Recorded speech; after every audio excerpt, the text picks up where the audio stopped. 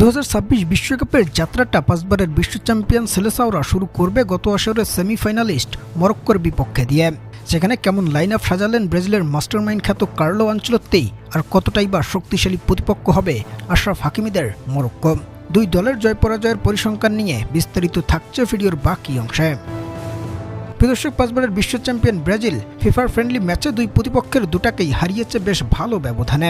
অন্যদিকে ফিফার ফ্রেন্ডলি উইন্ডোতে মাঠে নেমেছে মরক্কো, যেখানে তারা একটিতে জিতেছে ও সবশেষ একটিতে করেছে ড্র। মাদাগাস্কারের বিপক্ষে 4-0 ব্যবধানে আর আর্লিং হল্যান্ডের নরওয়ের বিপক্ষে তারা ড্র করেছে 1-1 গোলে। তবে ব্রাজিল তাদের সবশেষ দুই প্রীতি ম্যাচে পানামাকে 6-2 ব্যবধানে আর মিশরকে হারিয়েছে 2-1 ব্যবধানে। যেখানে এই দুই প্রীতি ম্যাচ শেষে যখন বিশ্বকাপের বাকি আর মাত্র কয়েক ঘন্টা, তখন ব্রাজিলের সম্ভাব্য লাইন আপ প্রকাশিত হতে দেখা গেল এবার গণমাধ্যমগুলোর কাছে। যেখানে ব্রাজিলিয়ানদের জন্য বড় দুঃসংবাদ হচ্ছে, মিশরের বিপক্ষে ইনজুরিতে পড়া ওয়েসলির সংখ্যাটা ছিল বিশ্বকাপ মিস করার, আর অবশেষে সেটাই এবার সত্যি হয়েছে। বিশ্বকাপ থেকে ছিটকে গেছেন এই ব্রাজিলিয়ান ডিফেন্ডার। তার জায়গায় এবার ডাক পেয়েছেন অ্যাটালান্টার এইডারসন।